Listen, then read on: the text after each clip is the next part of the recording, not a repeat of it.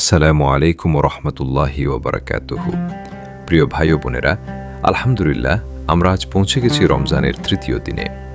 এই পবিত্র মাসের প্রতিটি দিন আমাদের জন্য রহমত, মাগফিরাত ও নাজাতের দরজা খুলে দেয়। আজ আমরা জানব রমজানের তৃতীয় দিনের রোজার ফজিলত ও তাৎপর্য। রমজান আত্মশুদ্ধির মাস। আল্লাহ তাআলা পবিত্র কোরআনে বলেন, ইয়া আইয়ুহাল্লাযীনা আমানু কুতিবা আলাইকুমুস সিয়ামু কামা কুতিবা আলাল্লাযীনা মিন ক্বাবলিকুম লাআল্লাকুম তাত্তাকুন। হে মুমিনগণ, তোমাদের উপর রোজা ফরজ করা হয়েছে যেমন ফরজ করা হয়েছিল তোমাদের পূর্ববর্তীদের উপর, যেন তোমরা তাকওয়া অর্জন করতে পারো। এই আয়াত আমাদের শেখায় রোজার মূল উদ্দেশ্য হল তাকওয়া অর্জন করা।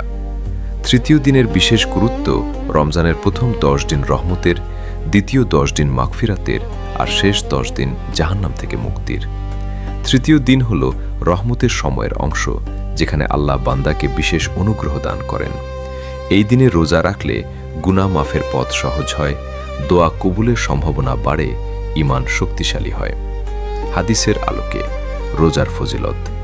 রাসূলুল্লাহ সাল্লাল্লাহু আলাইহি ওয়াসাল্লাম বলেছেন, যে ব্যক্তি ঈমানের সঙ্গে সওয়াবের আশায় রোজা রাখে তার পূর্বের সব গুনাহ মাফ করে দেওয়া হয়। এই হাদিস থেকে আমরা বুঝি, নিয়ত যদি খাঁটি হয় তবে রোজা আমাদের জীবন বদলে দিতে পারে। আল্লাহ তাআলা বলেন, রোজা আমার জন্য আর আমি এর প্রতিদান দেব। রোজার সওয়াব আল্লাহ নিজ হাতে দেন, কারণ রোজা হলো সবচেয়ে খাঁটি ইবাদত। কোরআনের দোয়ার আয়াত, ওয়া ইযা সাআলাকা ইবাদি আন্নী ফাইন্নী করিব, সূরা আল বাকারা 18। আর আমার বান্দারা যখন আমার সম্পর্কে জিজ্ঞাসা করে, আমি তো নিকটেই আছি। রমজানের দোয়া দ্রুত কবুল হয়, বিশেষ করে রোজাদারের দোয়া। তৃতীয় দিনে আমাদের করণীয়, এই দিনে আমাদের উচিত বেশি বেশি কুরআন তিলাওয়াত করা, বেশি দোয়া করা, গুনাহ থেকে দূরে থাকা, গরিব দুঃখীর পাশে দাঁড়ানো, নামাজে মনোযোগ বাড়ানো। তৃতীয় দিন আমাদের শেখায় এখনো সময় আছে নিজেকে বদলানোর। আজ থেকে আমরা ঠিক করি, মিথ্যা বলবো না, হারাম কাজ ছাড়ব, সত্যের পথে চলব, আল্লাহর নৈকট্য অর্জন করব। প্রিয় দর্শক, রমজানের তৃতীয় দিন আমাদের জন্য একটি সুযোগ, নিজেকে নতুনভাবে গড়ে তোলার সুযোগ।